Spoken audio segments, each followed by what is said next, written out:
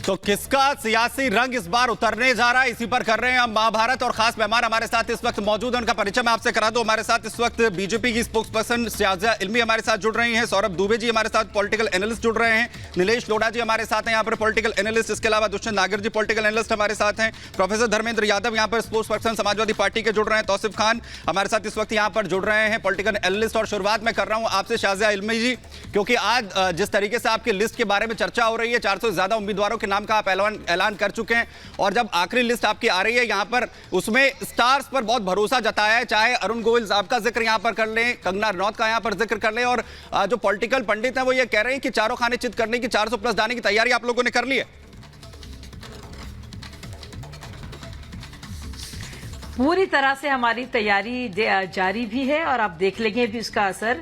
लेकिन सबसे पहले जितने भी हमारे दर्शक देख रहे हैं आपके जरिए और जो भी पैनलिस्ट हैं, ढेर सारी शुभकामनाएं और बहुत से खूबसूरत रंगों से आपकी होली भी रहे, आज का दिन भी और आपके आने वाले दिन भी जी। और यही हमारा देश है। मुझे लगता है हर एक जात हो, मजहब हो, प्रांत हो, ये सब अलग मुख्तलिफ रंग हैं जो बनाते हैं हमारी जमहूरियत को, जो कि जमहूरियत है।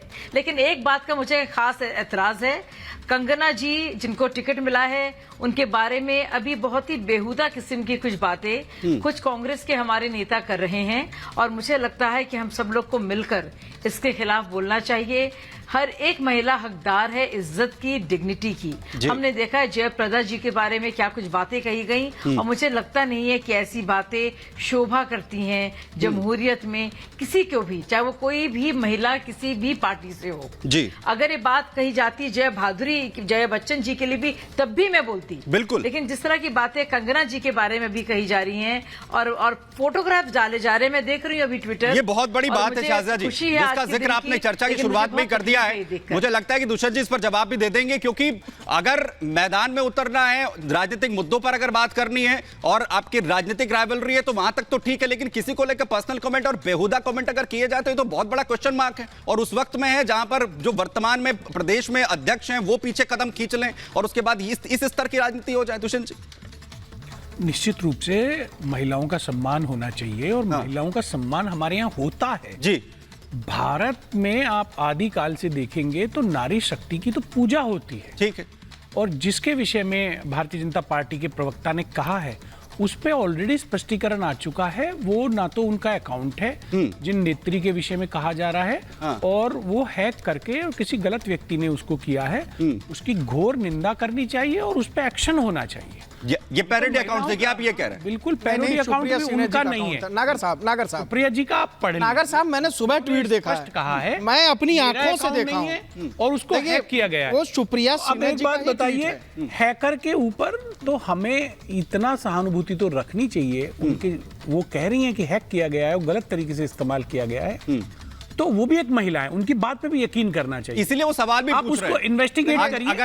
अगर आप इसे हैकर वाले पॉइंट पर लेकर चले जाएंगे तो इसकी तो जांच हो जानी चाहिए फिर। लेकिन बात ये है क्योंकि बीजेपी की तरफ से तो सीधा क्लेम किया जा रहा है, बीजेपी की तरफ से सीधा क्लेम किया जा रहा है। और सौरभ जी, इंक्वायरी करा लीजिए। हैकर जो है, हैकर तो है प्रधानमंत्री श्री नरेंद्र मोदी, जिन्होंने पूरी कांग्रेस पार्टी को ही हैक कर लिया, और वो इतने बड़े बहुमत के साथ जनता के ऊपर राज कर रहे हैं।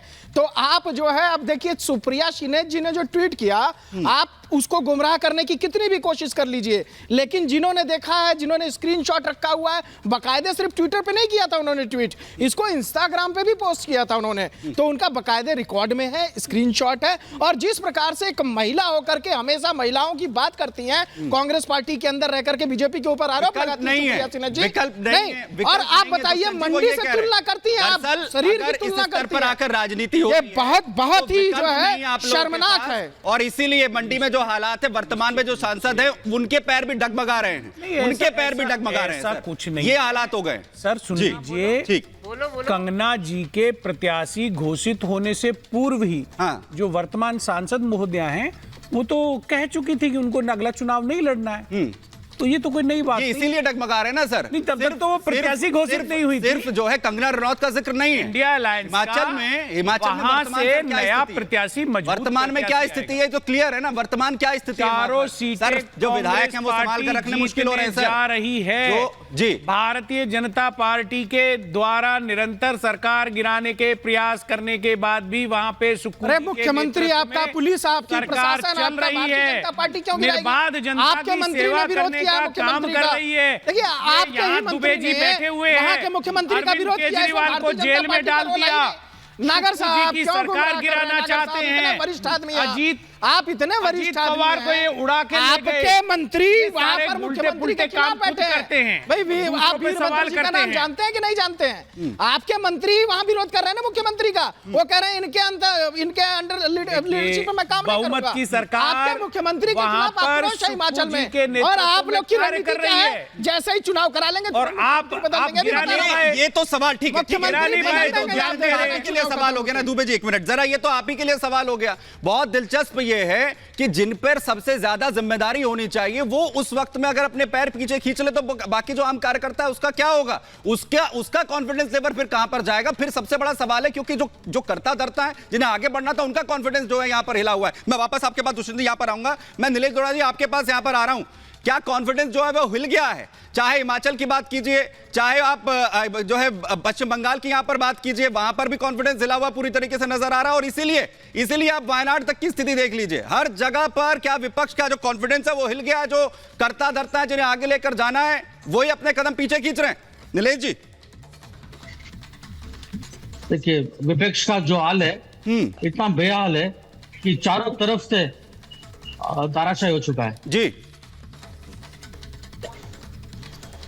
और कवच मिनट में बोलिए, आपकी आवाज आ रही है नीलेश जी?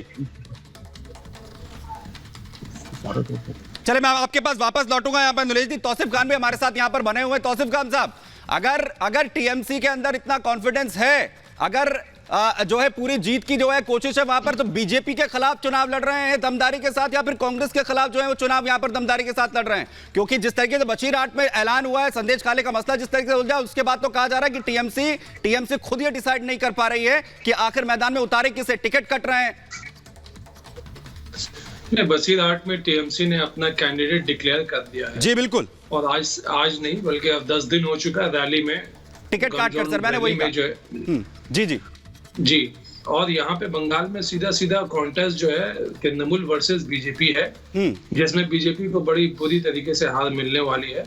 और आपको इसका पहलू दिख जाएगा अगर आप अपने ग्राउंड रिपोर्टर से पूछेंगे जी। जब एक जज जिन्होंने पिछले 2 साल से तृणमूल की सरकार को जो कंडेम करते रहे, क्रिटिसाइज करते रहे और कोर्ट के ऑर्डर पास करते रहे, तृणमूल के नेताओं को जेल भेजते रहे करप्शन के मामले में, बीजेपी के ठीक लाइन के हिसाब से बीजेपी का पिटिशनर हुआ करता था,